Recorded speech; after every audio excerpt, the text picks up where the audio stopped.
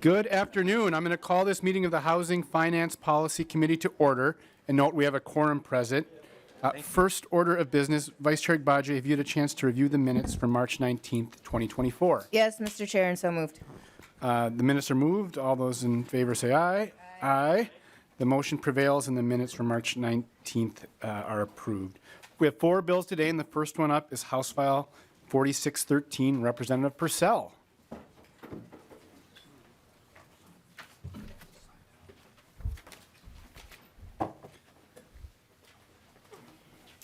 Representative Pursell, welcome to the Housing Committee. Since you're not on this committee, I will move that House File 4613 be recommended to be placed on the General Register. And Representative Pursell, I understand you have a DE1 amendment. That is correct, Mr. Chair. Please just briefly describe the DE1. Yes. So because of timing for our session, I appreciate you letting me present this bill here, but we will not have time to bring it to Judiciary or to HHS. So this amendment makes it so this is a one-stop shop. All those in favor of the DE1 say aye. Aye. All opposed, the DE1 is adopted. Representative Pursell, to your bill. Thank you so much, Chair Howard. I'm honored to be presenting House File 4613 as my first bill before this committee. My friend Senator Kupek asked me to carry this bill in our chamber because a constituent reached out to him whose story I will share with you shortly. Due to timing, as I mentioned, the DE amendment was made to reduce the number of committee stops and that the bill must make this session. However, you may see me back before your committee next session with a bill that builds on the concept, at the very least, that someone can, at least with this bill, get out of their lease if and when they're renting and there are high levels of radon. Many people, including myself, are unaware before this bill that radon is a leading cause of lung cancer, and consequently not enough is being done to prevent exposure, especially among people living in rental properties. Tenants typically lack authority to make changes to their units without their landlord's approval and may fear that raising radon concerns could jeopardize their tenancy. Because we have seen increased federal support for radon action and several state and local policies have given us examples, this is a great opportunity to pursue policy change here in Minnesota. I'm going to share, because we could not have this person come from Moorhead to share his personal story, I'm going to share a brief testimony and story from the student who Senator Kupek spoke with that this bill is thanks to. My name is Milton Hilligus. I attend Concordia College in Moorhead, Minnesota. For my junior year, I plan to live off campus. Due to the heightened levels of radon in the basement bedroom, I am unable to live in my rented room. My friends and I are college students, and this is our first renting experience. We did not know the legally binding questions to ask our prospective landlord. And visually, there was nothing wrong with the property, so we signed the contract in May of 2023. We were not informed about the radon. I did not live in the house over the summer. My room was subleased to a fellow student.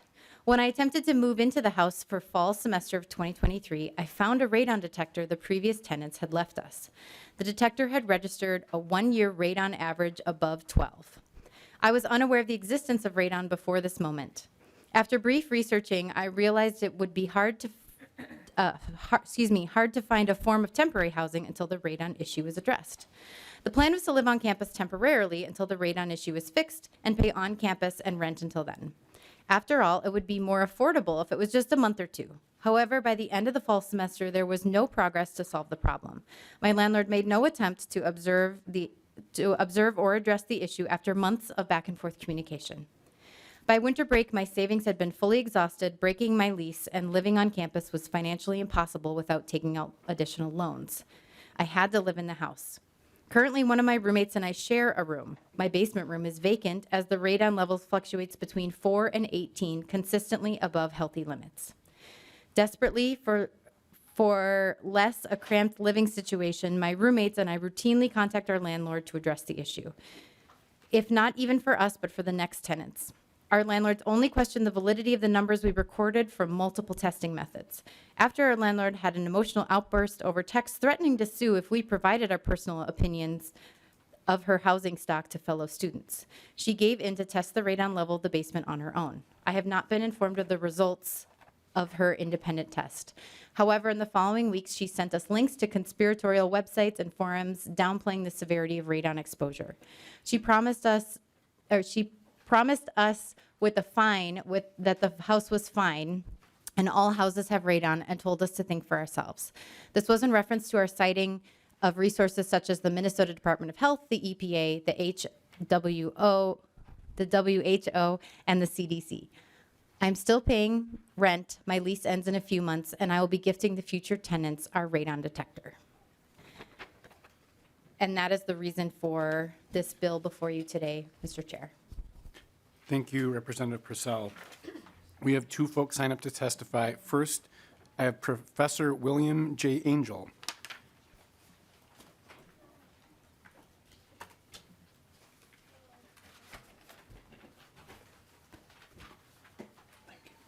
Welcome to the committee. Thank you. I have a vocal cord issue, so if you don't understand me, please interrupt me. Chairman Howard and members, my name is William J. Angel.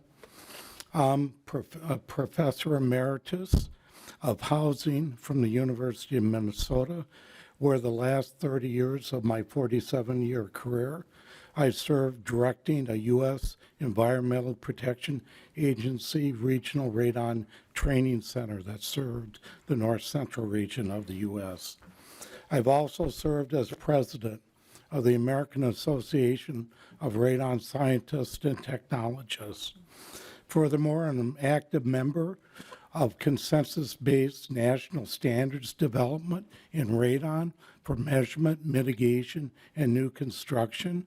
I chair one of those groups, and it's done under the American National Standard Institute. Finally, I've served as a visiting scientist at two federal laboratories, Lawrence Berkeley National Laboratory and the Radiation and Indoor Environments National Laboratory, as well as served on the World Health Organization's International Radon Project. First, let me say thank you for your service on this critically important committee and your consideration of this bill. Today, I come before you to ask for your support of File 4613, calling for Minnesota rental housing property owners to test for indoor radon according to national standards, disclosing the results to tenants and prospective tenants, as well as when appropriate to reducing unsafe concentrations of indoor radon concentration. While my position is consistent with that of being an internationally respected scientist, my motivation to come here is really personal. I lost a 38-year-old brother-in-law, never smoker, to lung cancer. The most likely cause of his death due to lung cancer was exposure to radon in his homes. I also lost my wife's mother at 62, who never smoked, and to lung cancer, and the most likely cause of her death was her exposure to radon in her home. So I come both professionally and personally in terms of dedicating myself to the protection of tenants from this invisible radioactive gas. Exposure to radon in Minnesota's rental housing units is responsible for about 180 lung cancer deaths per year. By comparison, there are about 35 residential fire deaths per year in Minnesota and about 14 accidental carbon monoxide deaths in all settings in this state. And you can see that radon in homes kills far more than residential fires and accidental carbon monoxide deaths. It's a serious issue.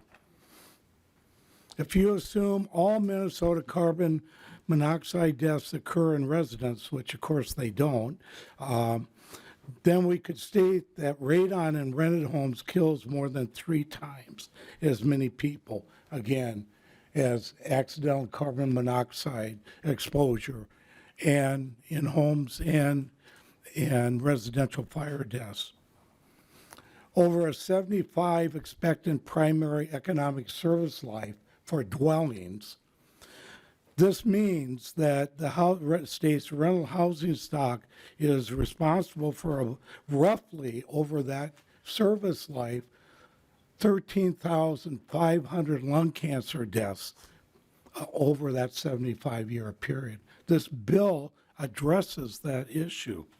The cost of radon-induced lung cancer in Minnesota is about $260 million per year, according to the National Cancer Institute, of which $73 million per year could be attributed to the radon-induced lung cancer in rental housing. This bill addresses that issue. One might ask, ensuring safe indoor radon exposures are maintained in Minnesota's rental housing is an environmental justice issue that's been ignored for far too long. One might ask, why not simply encourage tenants to test their homes for radon? Renters, of course, as just you had the example, are in an incredibly weak position to fix any radon problems they discover. And the tight housing market does not reasonably allow them to move to another home with safer concentrations. There's a proposed amendment to this House file that calls for tenants to test radon in their own homes and to terminate the lease if the landlord fails to respond. In addition to the issues I've just mentioned, this approach in multifamily rental housing does not assure protection of other tenants in the building, and it violates national consensus-based standards calling for 100% measurement of ground-contacted units. This approach further violates the Minnesota Department of Health's administrative rules for licensed radon measurement providers. So I urge you to vote no on the proposed amendment. Today, you have the opportunity to ensure 650,000 Minnesota families who rent can be reasonably safe in their homes from radon-induced lung cancer. Please support this bill. I welcome your questions. Thank you. Thank you. Next, we have Leanna Stefaniak.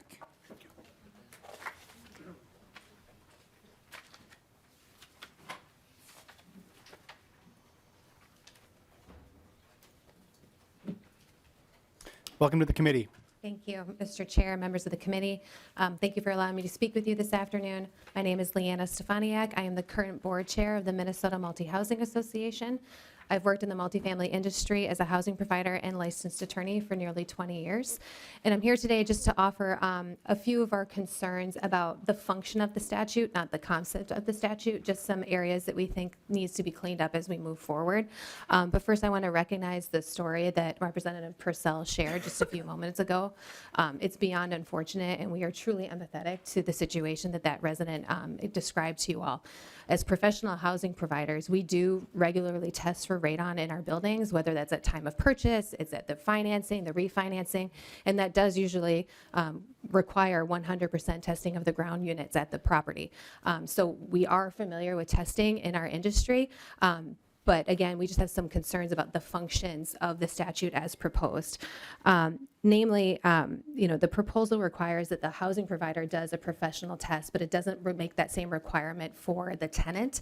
And we believe that any testing for radon at the property should be done by a licensed professional. That would help alleviate some of the concerns that we have in the test, because the professional licensure has specific locations that they know to test, where they should test, the living situations, the portions of the rental unit that needs to be tested, and so forth. Without that requirement, we're also left to question whether the efficacy of the test that was purchased, a Home Depot test versus a licensed professional test, they're not always the same measurement. And by having licensed testing on both ends of it, alleviates some of those concerns. Further, if there is a positive test, there are two options in this bill. One is to mitigate the building or the unit, and then the other is to terminate the lease. While the proposal does give a 90-day timeline for the tests of the housing provider, it's unclear what we do when the two tests that are received, the tenant's test and the landlord's test, what do we do when those two tests are in contrast? So something to clean up that portion of the proposal would be helpful. In the situation where the test does recognize an elevated radon concentration, there's questions on how long we have to mitigate. Is that 90-day timeline from the original tenant test? Is it from the date that the landlord got their test? Is there additional time for that period? So again, what that time frame looks like as we move forward in the event that there is a positive test, that's clarification we would seek with this proposal. And then finally, obviously terminating a legal contract is a significant action. We believe the proposal should provide specific notice language that the resident needs to provide if they're going to exercise their right to terminate the lease. That kind of procedural process would make this proposal more in alignment with other statutes in 504B that already pertain to a quasi unilateral right for a tenant to terminate the lease, such as what we do in the domestic abuse statute, the infirmity statute, and other ones. So those would be our concerns that we do have. Again, in concept, we understand it and we're sympathetic to it, but we just think to move forward, these items should be addressed. Thank you for allowing me to share my concerns. Thank you. Next, we'll move on to member discussion. Representative Myers. Thank you, Chair. Thank you, Representative Pursell. One question I have for you, or it's maybe for the testifier. You know, we had a similar bill for a different type of, gas last year, and I'm just wondering with radon inside of an apartment building, I was reading some of the documents here that it can be at any level. I'm just wondering, when you find it at one level, then do you, mitigate it all the way up through? I've done one for my folks in their townhouse where I didn't do it, but we found it and we got it remediated. I'm just interested how you address that from a bigger picture. Representative Pursell. I don't know the technicalities of that. If I can phone a friend. Sure, absolutely.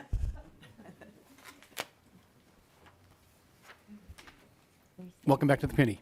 Okay, would you restate the question, please? So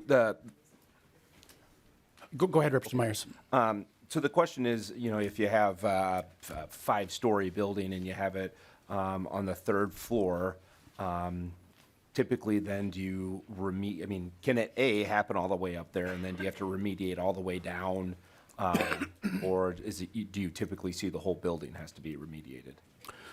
It varies building to building. That's why the national standards call for all ground level units to be tested and 10% of the units above. Normally, radon mitigation would consist of applying a technique called active soil depressurization to the soil under the building. And that is routed then outside the building, ideally above the roof, but a minimum 30 feet above the ground. Representative Myers. And thank you for that.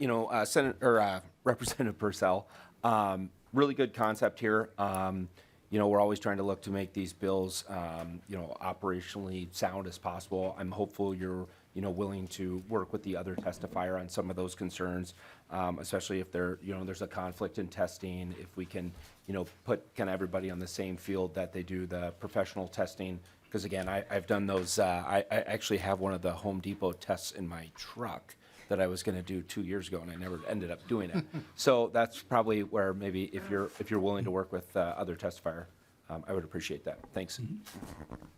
Representative Dotseth. Chair Howard, our representative, and while the witness is there, I guess the question I would have is, does ventilation make a difference inside the home? If there's windows open, things like that, does that help reduce the rate of radon in the home?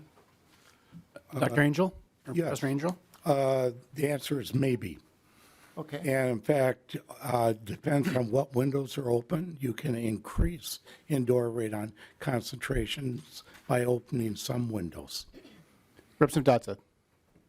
I guess I'll do a follow-up question on that. To your knowledge, is there a widespread issue with radon being found in rental properties? Is there evidence that's proven that actually shows that there's an uptick in that, or where's this information coming from? Professor Angel? Yes, more than 20 years ago, in 1988, I believe 1989, Minnesota Department of Health participated with the U.S. Environmental Protection Agency and did a statewide survey, which indicated roughly 40% of the occupied housing stock in Minnesota was at or above the U.S. EPA action level. And the risk at the action level for the general population, your risk of lung cancer is 1 out of 50 of contracting and dying from lung cancer. So it's a terrible risk. Representative Dodson. Thank you, Chair Howard. Question, I'll just do a follow-up. Will this be, this bill impacts 504B, will this be considered for judiciary as well as we move forward?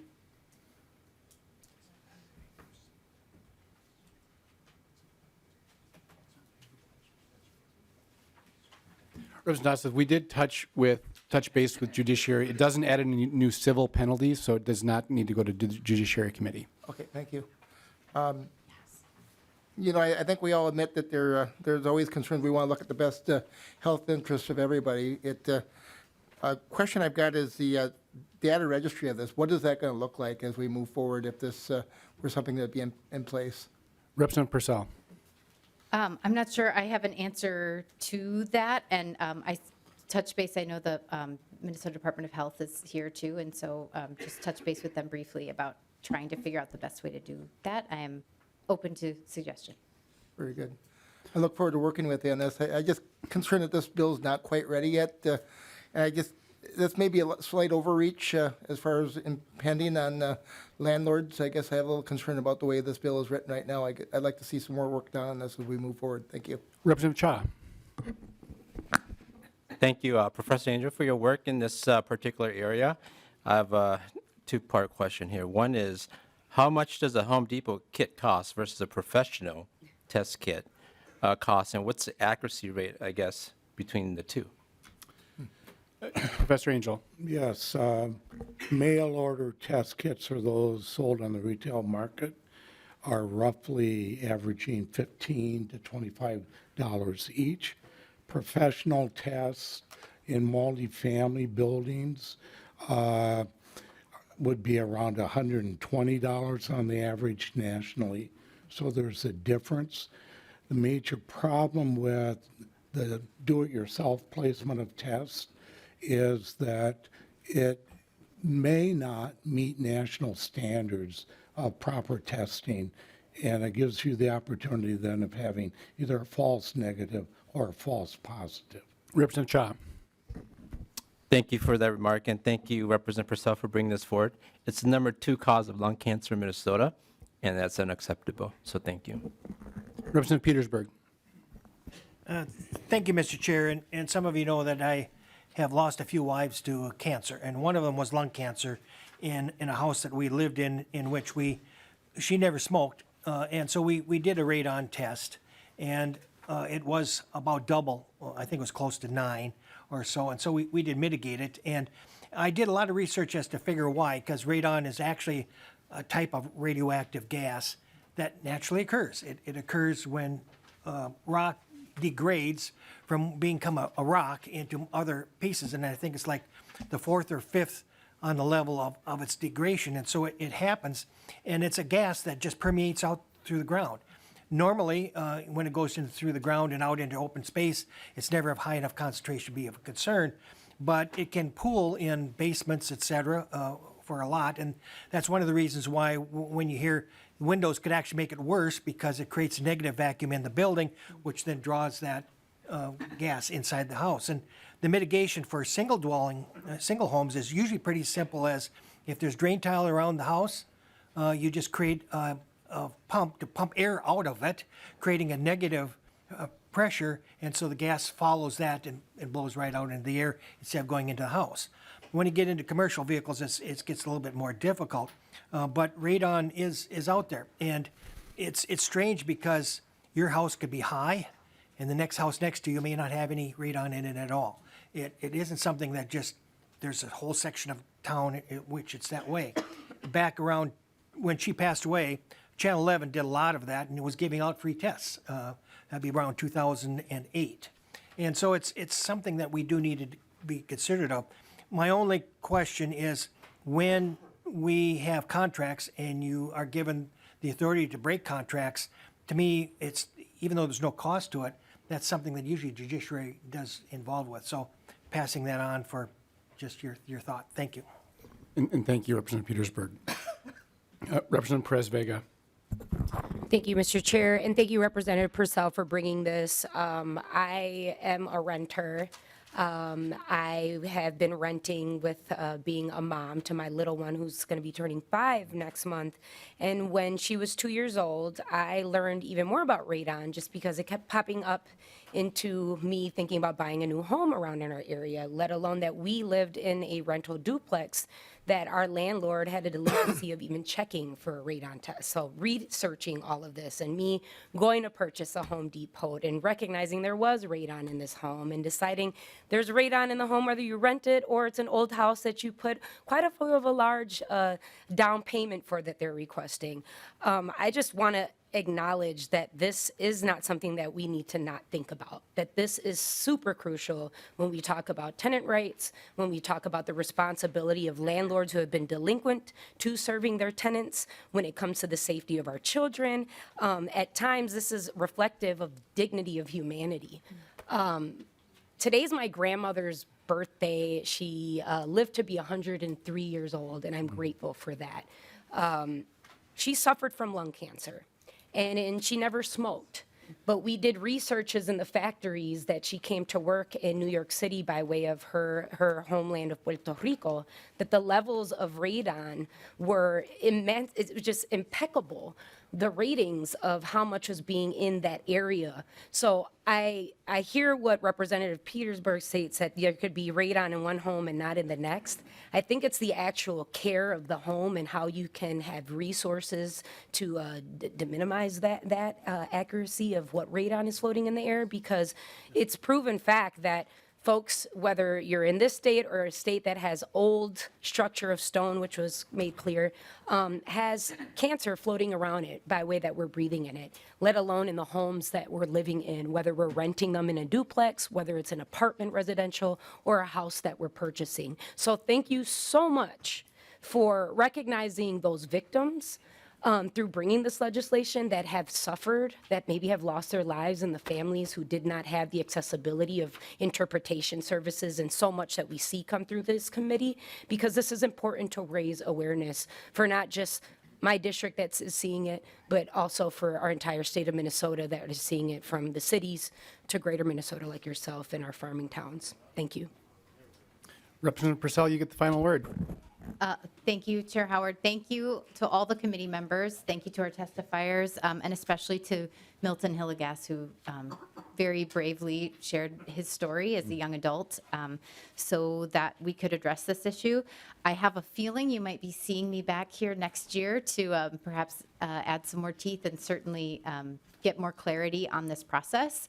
And I am absolutely this weekend going to buy a radon test for my own home, which I just started renting in August. So just everyone, thank you for sharing your stories and for your vulnerability and for your expertise. So thank you. With that, I renew the motion that House File 4613 as amended be recommended to be placed in the general register. All those in favor, say aye. Aye. Opposed, say no. No. The bill passes and moves on to the floor. Thank you, Representative Pursell. Up next, we have House File 4010, Representative Kozlowski.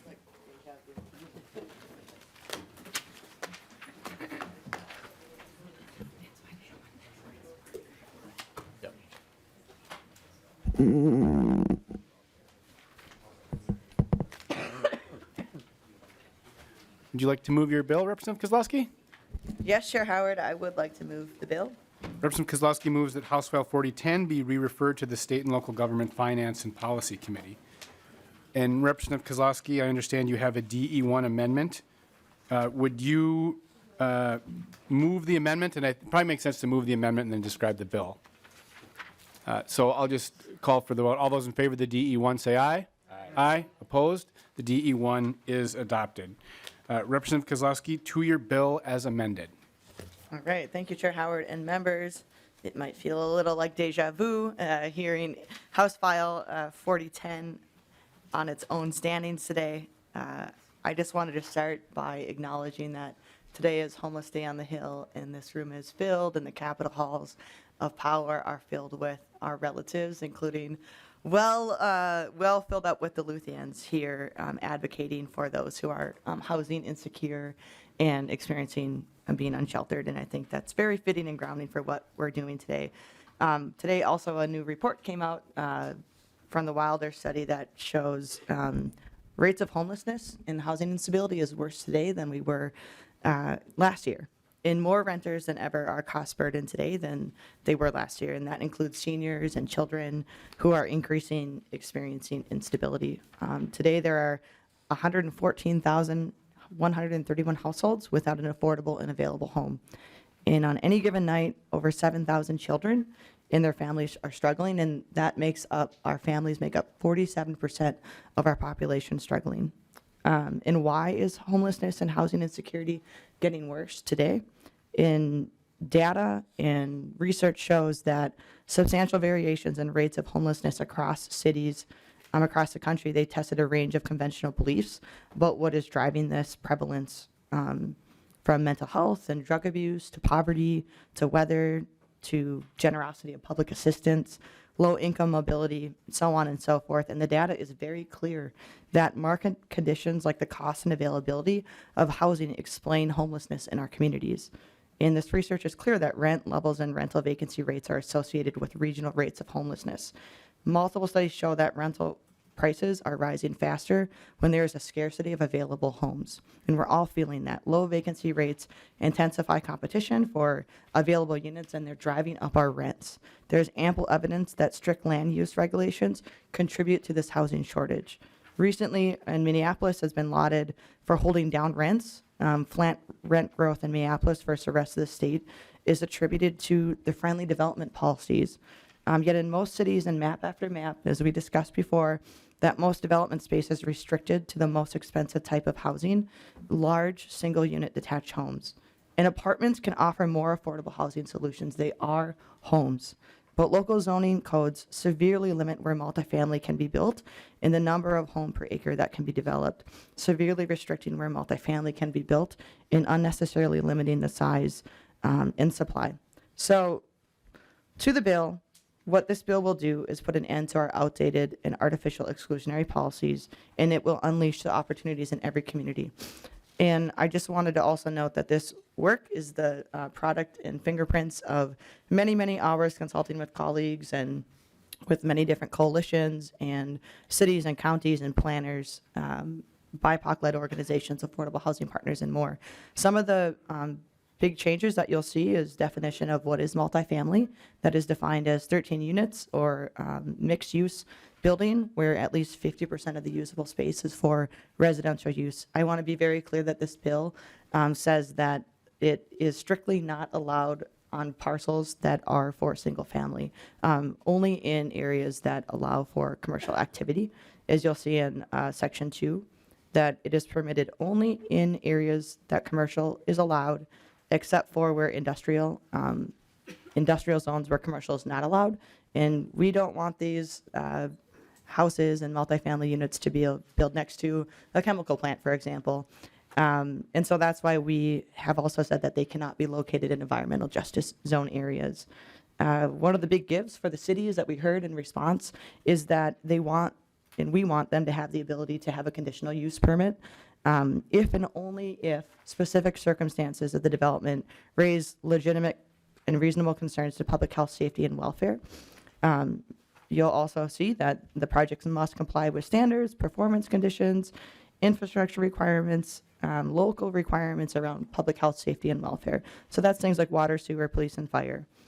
We've also set minimum height requirements based off city classification. We've gone back and reworked that cities can impose height and setback requirements that are different than what is allowed on the parcel if the multifamily development would substantially vary in compatibility and scale with surrounding properties. We also have gone back and taken up new language that on the parking that would allow additional units or spaces for compliance with the American with Disabilities Act. We have retooled the affordable housing development bonuses Only when affordable housing development is coming forward, cities have a menu of options that they can have choice and agency and flexibility to determine what works best for their cities. And also must still establish that administrative review process, but grounded in section 1599, which is what cities already know, understand, and follow every single day. And finally, this bill also makes it clear that cities must follow the state, federal, and other rules in terms of historic districts and environmental regulations, so on and so forth. So with that, I'll turn it over to our testifiers and to the public who want to comment. Thank you, Representative Kozlowski. We do have a number of testifiers, and so we are going to have a 2-minute timer. So please keep your remarks to 2 minutes. If you hear a buzzer go off, please complete your thought, and then we'll move on to the next testifier. First, we have Reverend Emily Goldthwaite, Director of Congregational Organizing for Beacon Interfaith Housing Collaborative.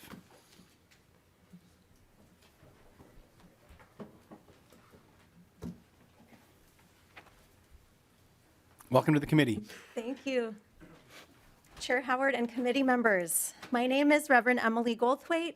I'm the Director of Congregational Organizing at Beacon Interfaith Housing Collaborative, a leading developer of deeply affordable housing in the Metro. I'm grateful for the chance to speak in support of House File 4010 because we believe our current zoning system is part of the housing crisis, and the bill you're considering today is part of the solution. Why does a developer have a department of congregational organizing? I'll tell you, about half my job at times is to train our organizers and members of faith communities to organize around land use processes for our buildings because we know that there will be opposition and that our current system favors the status quo.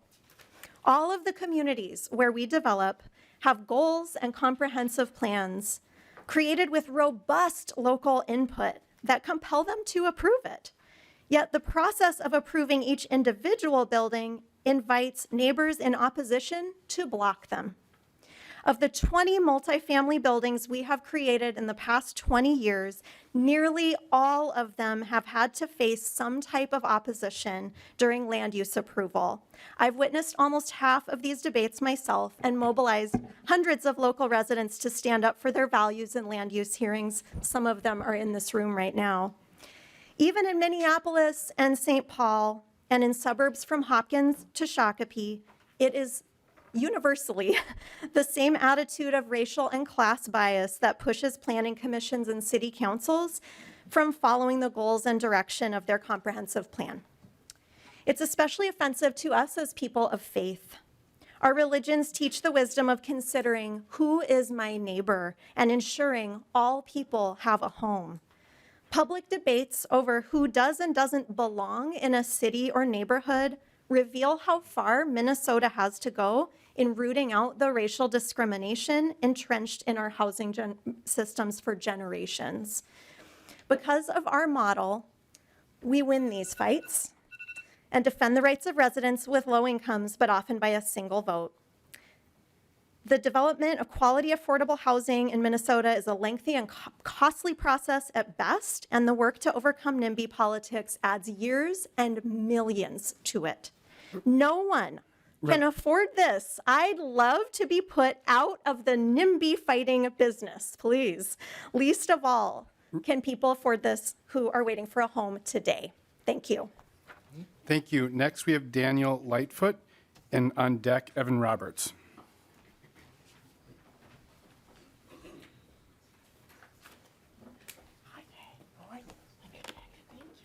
Welcome to the committee. Good afternoon, Mr. Chair, members of the committee. My name is Daniel Lightfoot with the League of Minnesota Cities. The League represents the collective interests of 838 member cities across the state of Minnesota. As we've discussed in this committee over the number of years, housing is a top priority for cities across the states. There are a number of greater Minnesota's cities here today at the Capitol. and the tools that they deploy to meet community identified needs, from TIF to city finance infrastructure, city supplied land, et cetera. They continue to pull levers to support developments with policies and resources that are locally led and locally driven to address community identified needs.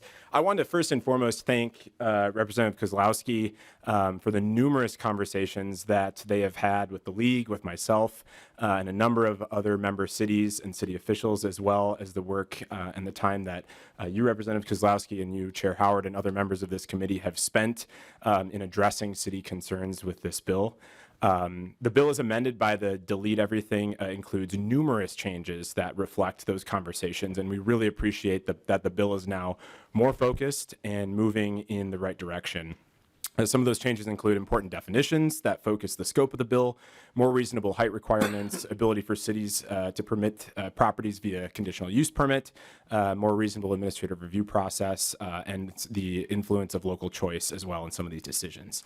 While we do appreciate these changes and acknowledge that the bill is moving in the right direction, any legislation that usurps local decision-making authority on zoning for residential development continues to be concerning for the league. Given the short notice of the amendment, we haven't had all that much time to vet this language with member cities, but a few areas that we'd like to continue working with you, Representative Kozlowski, and this committee on include the fact that multifamily residential development is a permitted right in an industrial zone, despite limitations in the bill, which we appreciate, could still pose problematic. The parking restrictions are still problematic, and underbuilding of parking could cause spillover into city streets that are not designed to accommodate that dense parking. We also recommend that those limitations apply only to the multifamily residential development in the bill. We appreciate the administrative review process, which mirrors 1599, but we do think that that time limit is still unnecessary. And then just lastly, given that the middle housing language is not contained in the bill, we don't believe that the definitions of all the types of the missing middle housing legislation is necessary and should be removed to avoid confusion. Thank you, Mr. Chair and members. Okay, thank you. Next, we have Evan Roberts, and on deck, Jill Hutmacher. They can correct me when we get there. Welcome to the committee. Thank you. Chair Howard and members of the committee, my name's Ivan Roberts. I'm a demographer and I've taught urban history and sociology at the University of Minnesota since 2010. My testimony is informed by my work but doesn't represent an official position of the university. I'm here to support House File 4010 and the wave of new housing options that it will afford if passed. As part of collaborative efforts to develop a national zoning atlas, I've reviewed over 100 Twin Cities area zoning codes. I sleep very well at night, and I'm working to expand this to cover the majority of Minnesota's population. Through this work, I've seen in detail how cities handle the apparently simple question of whether it's okay to allow people to live in areas where they've said it's okay to have stores and offices. The reason why I support this bill and why it's so necessary is that cities handle this straightforward question in a myriad of different ways that make it really difficult for us to build the housing we need in Minnesota. Let's take the simple question of whether you can build an apartment in a neighborhood commercial area, the smaller scale commercial zone that cities allow. Banks, groceries, small grocery stores, etc. In St. Louis Park, you can do this by right. In Maplewood, you need a conditional use permit. In Woodbury, you need a planned unit development. And in Lakeville, you can just build senior housing or an animal kennel, but not apartments or condos for people of different ages. This hodgepodge of restrictions acts to make it hard to build housing. This bill is a common sense approach. It's simplifying this mess, balancing the need to increase housing while maintaining some local authority to regulate projects for legitimate health and safety concerns.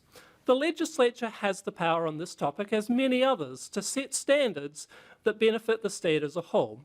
We do this in lots of areas of governance, from education to public safety, and this bill does the same for homes, giving cities the opportunity to move on from the standards that the state has set. In this instance, our problem as a state is building enough housing for a growing population, and a population that's increasingly in smaller households. Allowing Minnesotans to build new homes near existing stores and offices is a straightforward way of finding new land for homes in areas that can already support them. Thank you for your action on this important matter. Thank you. Thank you. Next, Jill Hutmacher, and on deck, Anya McDonald. Hope I got that right. Okay. Thank you. Welcome to the committee. Thank you. Chair Howard and members, my name is Jill Hoodmacher, and I am the Director of Community Development at the City of Eagan. I'm testifying today on behalf of the League of Minnesota Cities, Metro Cities, the Municipal Legislative Commission, which together represent cities across the state, including the City of Eagan. Thank you for the opportunity to testify today. I would like to thank the author of this bill for listening to concerns raised by cities and revising the proposed language. We appreciate you considering our feedback throughout the process. However, I would like to highlight a few key concerns that cities have with the language of this bill. The bill takes away a fundamental city authority, zoning and land use, which impacts the ability of cities to plan healthy communities. As an example, the bill language allows multifamily development in commercial industrial districts, which often lack parks, sidewalks, and nearby schools and services, and are impacted by heavy truck traffic, noise, and smells. Cities plan for new development through their comprehensive plans. It's a big document that usually takes about 3 years to put together. Despite, and many tens of thousands of dollars, despite being a developed city, Eagan has added over 2,100 residential units in the last 10 years. This includes 400 subsidized and naturally occurring affordable units. An additional 350 units are approved, and nearly 500 units are in a state-mandated environmental review right now. Yesterday evening, after a year-long planning process, the Eagan City Council adopted a small area plan for former office properties surrounding Eagan Central Park. The planning process included extensive public engagement. The city listened to residents' concerns. Emails and public comments gradually shifted from anger and fear to excited and hopeful.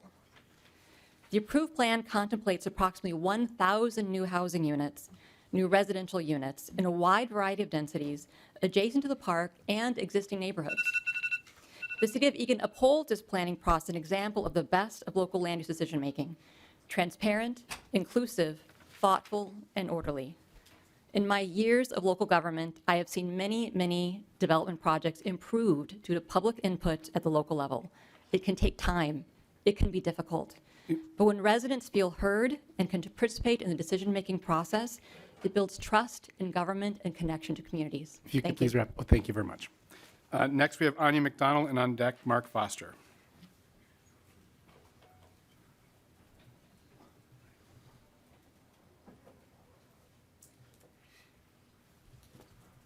Welcome to the committee.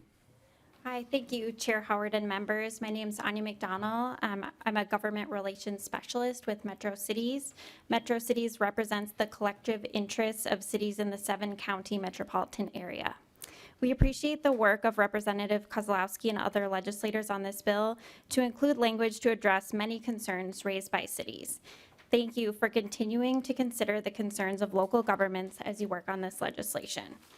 Cities across the metropolitan area are advancing affordable housing with tools and resources that best fit local needs, including plans to use the local affordable housing aid passed last year to support housing needs in their communities.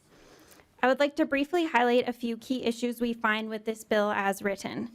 Many metro area cities that are primarily residential are focusing on adding to and maintaining their commercial sector to support jobs in the city that allow residents to live and work within the community and diversify their tax base. A potential redirecting of commercial property to multifamily housing may create inadvertent imbalances in these efforts.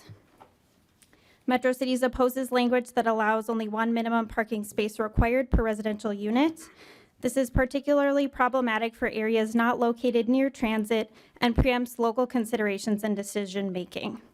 Some provisions in the bill appear to be contradictory. For example, development needs to comply with existing infrastructure, but allows for affordable housing developments to exceed maximum dimensional standards imposed by city official zoning controls. The proposed legislation ignores the role of local comprehensive plans, which all metropolitan cities have in effect and that guide development for the long term and allow cities to effectively plan for infrastructure. We look forward to working with the author and the committee as this bill moves forward and appreciate the changes made to the bill language this far. Thank you. Thank you. Next, we have Mark Foster, and on deck, Bradley Peterson.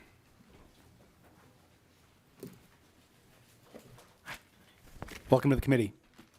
Thank you, Mr. Chair. Mr. Chair and committee members, my name is Mark Foster. I am the Vice President of Legislative and Political Affairs with Housing First Minnesota. We are a trade association of nearly 1,000 members of the home building industry that advocate for housing policy that advances housing options for all Minnesotans. As the committee has talked in depth this legislative session, our housing market is chronically undersupplied.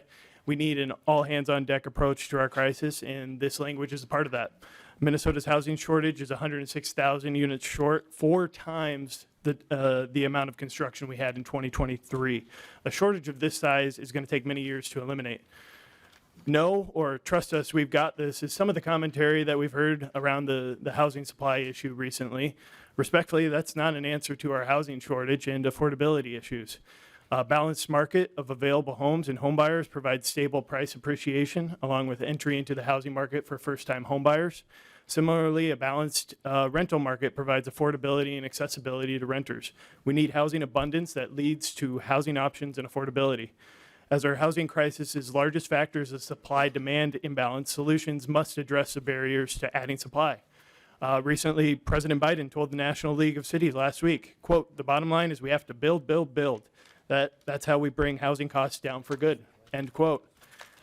Many other states have passed similar policy to this here before you today, including Florida, Montana, Oregon, Rhode Island, and Wisconsin.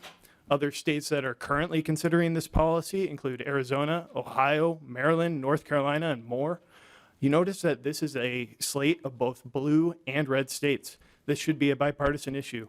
This is Minnesota's moment. In conclusion, Minnesota's housing market is dramatically undersupplied. For the sake of the next generation of home buyers and renters, we need to find every possible way to create good housing policy that allows for the creation of more homes of all kinds. Thank you for the opportunity to support the bill. Thank you. Next, we have Bradley Peterson and then Libby Murphy. Welcome to the committee. Thank you, Mr. Chair and members. I'm Bradley Peterson here today on behalf of the Coalition of Greater Minnesota Cities. As I indicated the last time I testified in front of the committee, you talk to any city official in Greater Minnesota, and I can tell you that they are bending over backwards and going to great lengths to accommodate housing in their communities. We very much appreciate the changes that have been made to this bill since it was first heard as an amendment to House File 4009.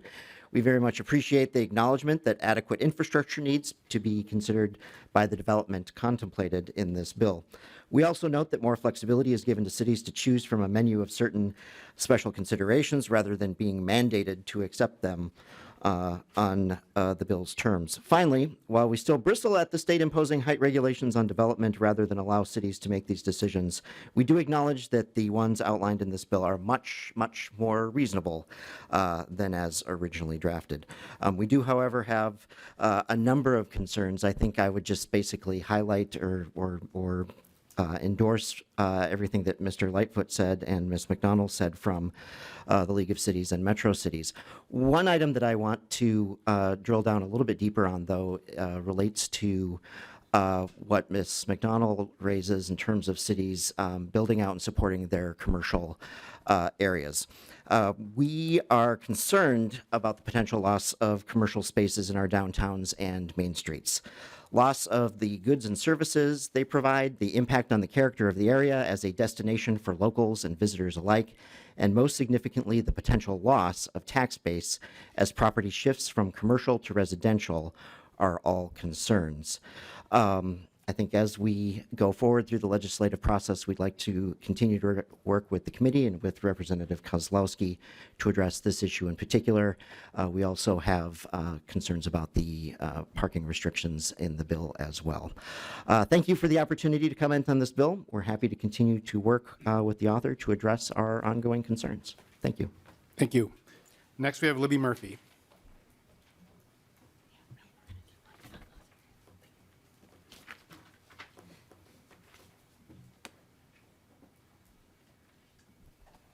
Welcome to the committee. Hello, my name is Libby Murphy. I'm the Director of Policy at the Minnesota Housing Partnership.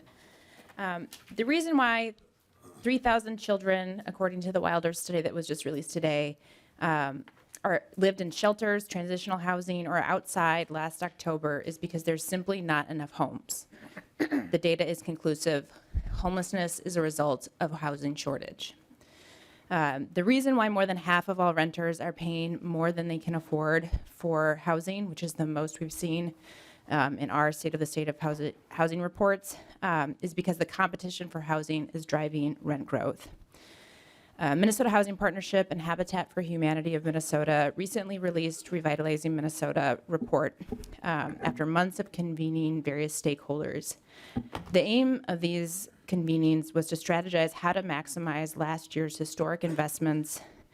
We were worried that we couldn't utilize these resources in every community because of restrictive growth and exclusionary zoning policies. Oftentimes, communities develop plans that say they will address housing, but the zoning isn't updated to match these plans. Parcels for multifamily are on the periphery, and they are not integrated into areas with amenities. For affordable housing, in particular, the status quo is not working. In one community, a market rate project moved forward. Across the street, the affordable housing project was denied at the same time.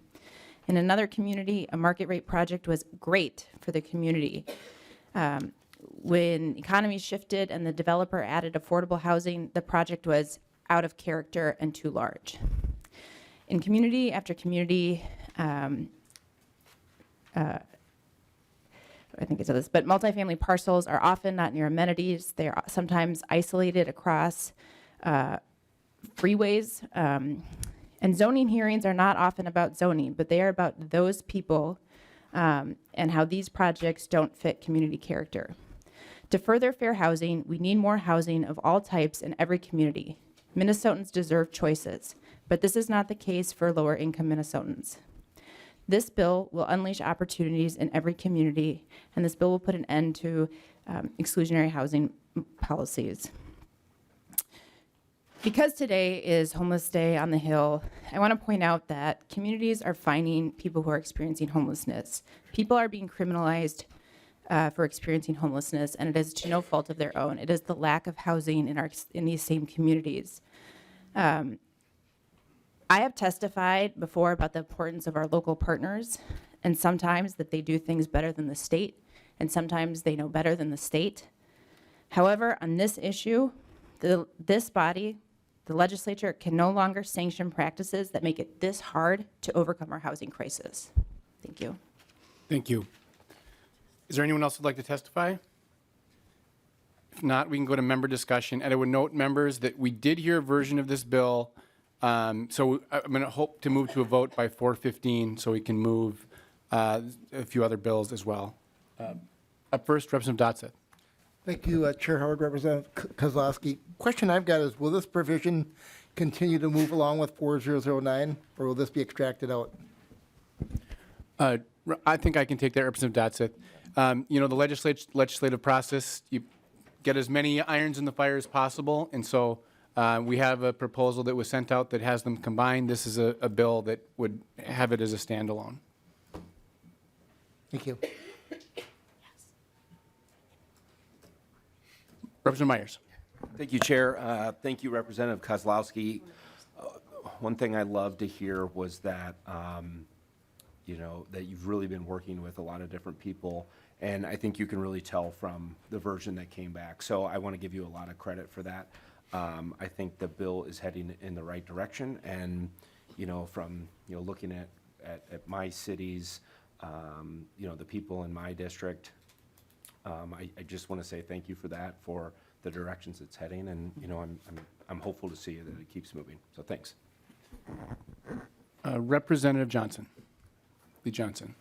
Chair Howard, Representative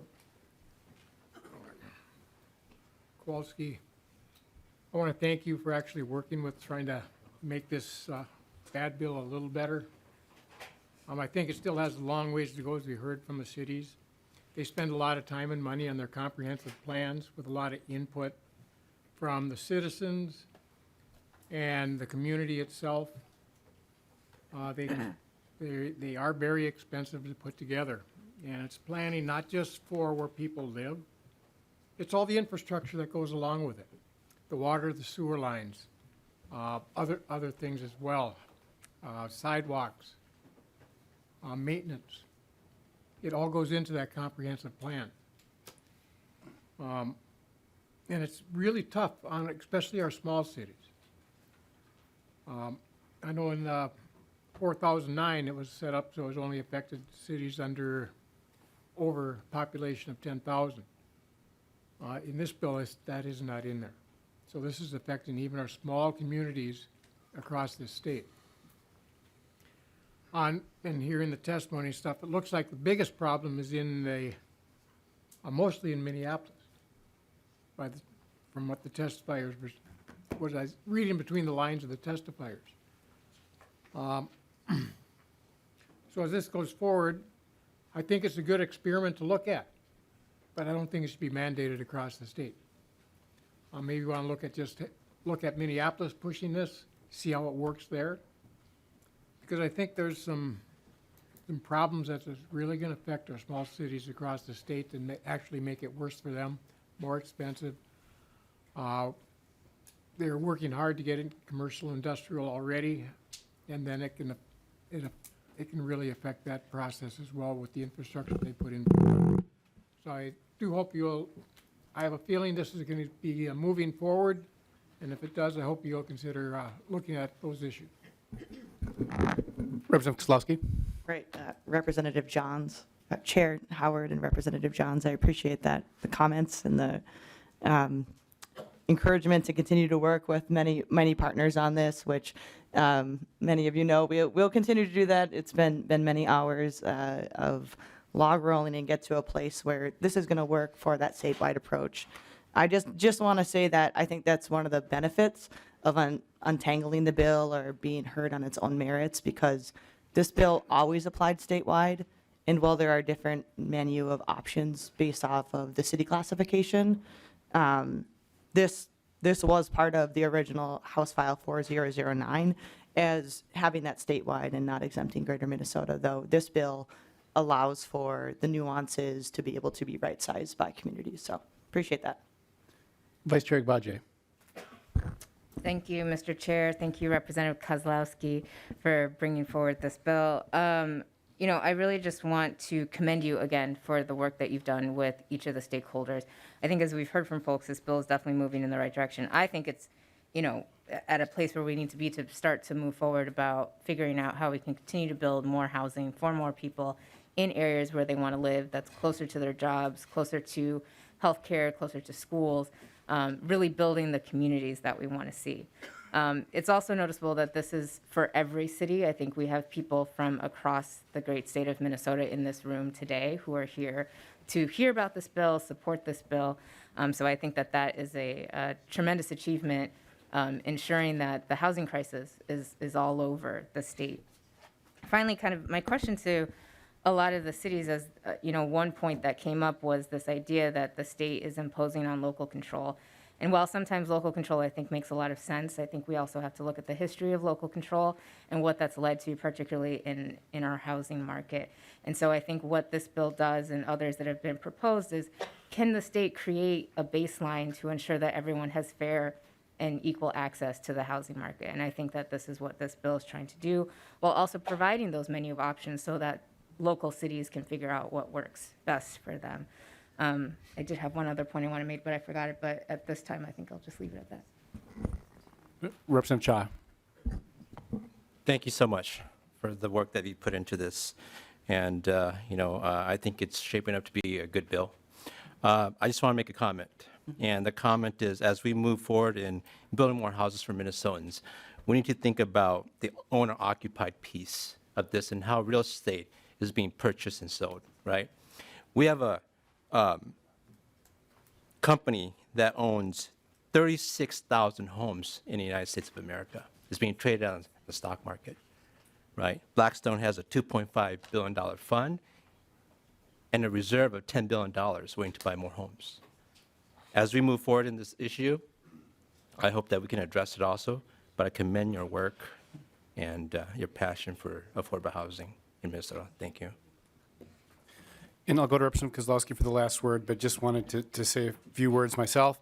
One, to thank Representative Kozlowski. We've spent a lot of quality time together over the last several weeks working on not only this bill, but 4009 as well.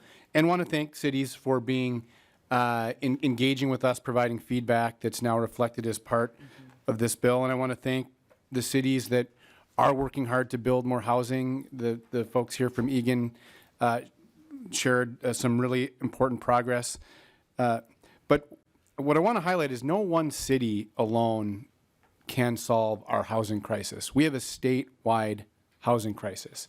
And despite the progress we've made in terms of getting feedback from cities, if I were to, quantify the feedback we've heard from cities on this work and the missing middle work, it's that we're doing enough. We're doing enough. Members, we are not doing enough to build homes in the state of Minnesota. If we continue with the status quo, we will never solve our housing crisis. And so I commend Representative Kozlowski for bringing this bill forward and for our work to make sure that we reject the status quo and make Minnesota a place where folks have access to a safe and stable home, because what we're doing right now doesn't cut it. Representative Kozlowski, to the final word to the bill. Thank you, Chair Howard and members. And thinking about, we're a state that we decided and we made that decision that kids in our state deserve a free lunch, that they deserve to be fed when they go to school and have full bellies, that we're a state that has set forth that we would have body sovereignty and protect the health care of all peoples. And what this bill is really saying is that taking a step forward to say that every single Minnesotan, no matter your age, your race, your income, your ability, that we should be able to live in the communities that we love and where we want to make a life and in the homes that we want. And what this bill is really doing is setting forth that we already do by right status for single family homes, and that it is really giving choice and flexibility and agency and autonomy to communities, and making sure that our communities actually have the tools that they need to put forth more affordable housing, save time and money, and get this online for Minnesotans who desperately need it. We're also taking into the challenges and the very real infrastructure struggles, the parking, all of these as we transform our systems. And so as we've gotten your support when we came here a couple of weeks ago for this bill, and now I'm asking your support to move this forward, that we can continue to work on those. As somebody with a business background who worked in cities, it's really important to me that we preserve our main streets, that we take care of our commercial spaces, and also this is an opportunity to increase tax bases and put that residential to work for our communities in a way that's not happening right now. So members, I really ask for your support, and this is a very good bill and a very important one for Minnesotans. With that, Representative Kozlowski renews the motion that House File 4010, as amended, be re-referred to the State and Local Government Finance and Policy Committee. All in favor, say aye. Aye. Opposed? Nay. The motion carries, and House File 4010 is on its way to State and Local Gov. Thank you, Representative Kozlowski. Members, we have two more bills. There are two bills that we've already heard that we need to take up to send to different committees or to the General Register. And the next one is Representative Norris's bill, House File 3800.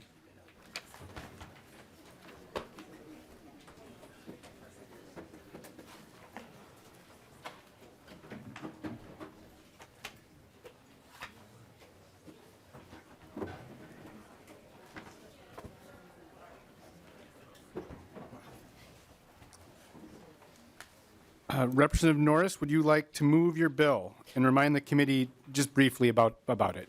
Yes, Chair Howard, I move House File 3800. As you indicated, we've already heard and discussed this bill previously. It relates to creating a new corporate entity in Minnesota, specifically for housing cooperatives. At the time, I explained that housing cooperatives right now in Minnesota are kind of like trying to fit square pegs into round holes. We're trying to use our ag co-op statutes, our utility co-op statutes, our HOA statutes, and this would create a specific corporate form that is well suited to housing co-ops to allow us to create new housing co-ops more effectively, and if existing housing co-ops wanted to, they could convert to to this new corporate form. We're doing a couple things today. We'd like to send it to the House floor. I believe there are a couple of amendments we're going to take up. I'll also acknowledge that in the interim, since we last heard this bill, we got some feedback from the real property section of the bar. The stakeholders have been working together very constructively. My understanding is that an agreement has been reached to help address that feedback. That agreement is not ready for today, but that agreed to language will be reflected when the bill actually comes to the House floor. Thank you, Representative Norris. And Representative Norris has moved that House File 38 be recommended to be placed in the General Register. So first, Representative Norris, I understand you have the A5 amendment. Would you briefly describe it? Chair Howard, the A5 is actually a secondary amendment to the A4. So we might want to move the A4 first. Hold on just a second here.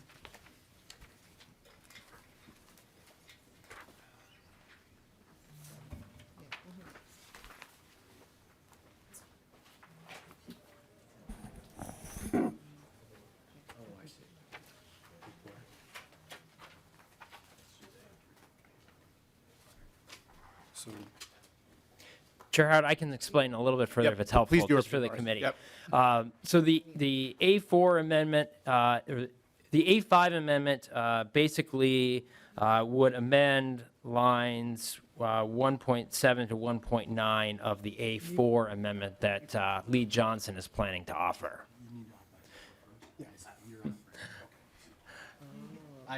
Our plan is to accept the A4 as a friendly amendment after we amend it with the A5. So I had on my notes that Representative Johnson was moving the A4. That's how we got a little out over. So do you want to present it, or did Representative Norris kind of capture it for us there? I can present the A4 quick. Okay, please do, Representative Johnson. The A4 deals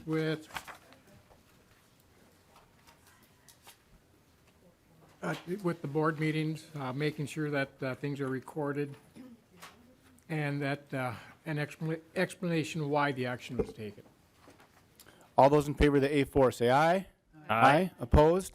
The A4 is adopted. We needed to do. Geez, we're moving too quick here. Let's rewind here a little bit. I'll make a motion to reconsider the A4. Representative Johnson makes a motion to reconsider the A4. All right, we have the A4 before us. And Representative Norris, now you want to move the A3?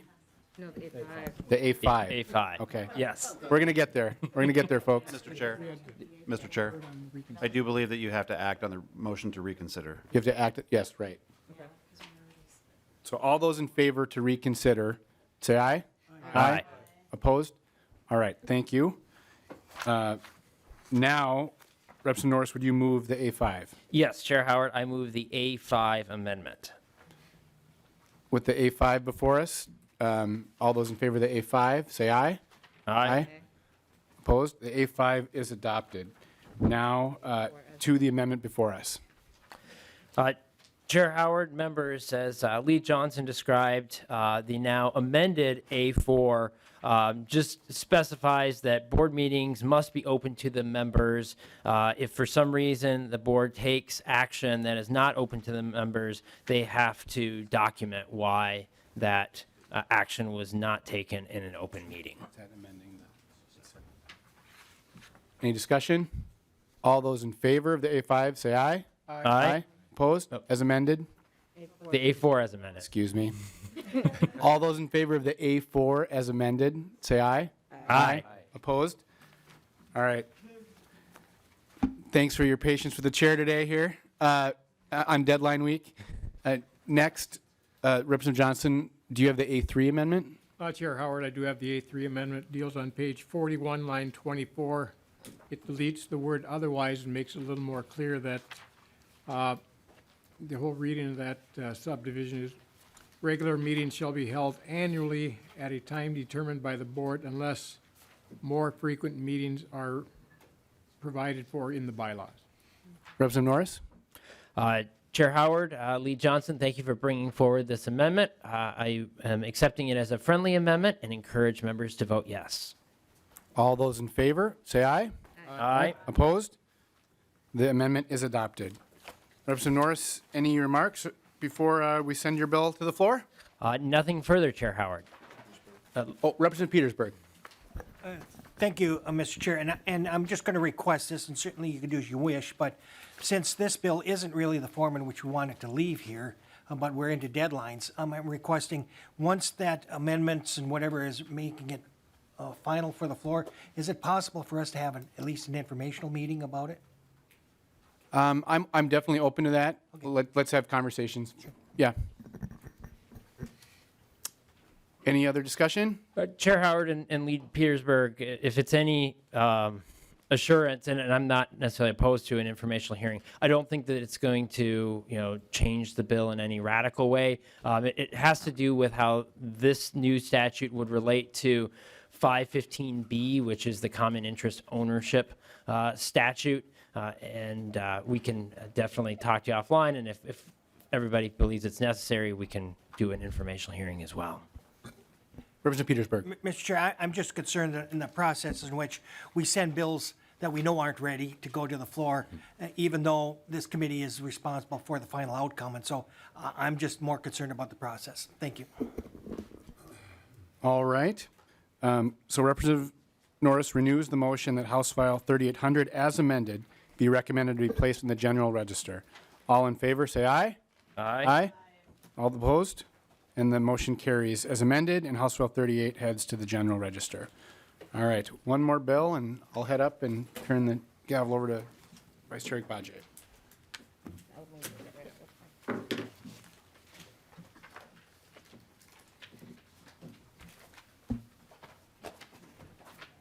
Okay, as Chair Howard moves up, I will go ahead and say, Chair Howard, do you move that your bill, House File 4735, be referred to the Capital Investment Committee?